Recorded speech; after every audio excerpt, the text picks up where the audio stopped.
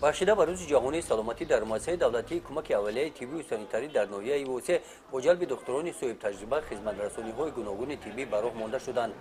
Як рӯз пеш дар ин хусус кормандони тибби оилавии сокинонро хабар намуда шумораи муроҷиаткунандагон зиёд ба қайд гирифта шуданд. сокинон аксари онҳо волидон буданд ки ҳамроҳи фарзандонашон барои гирифтани формаи 26 муоинаи тиббӣ қабул ба таҳсилоти ибтидоии мактаб муроҷиат карданд. дар маркази ташхисӣ барои се намуди хизматрасонии тиббӣ барои кӯдакон маблағи 57 сомонӣ муқаррар карда шудааст.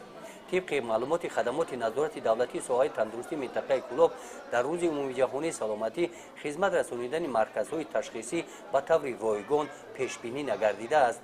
با وجود این رهبریت مؤسسه دولتی کمک اولیه طبی سانیتری در ناحیه واسع مراجعت ساکنان را به نوبت گرفته در این روز به احتیاجمندان کمک رسانیدند. گزارش خواجه نظریف خدای نظر ظهورов از ناحیه واسع برای برنامه اطلاعاتی نوید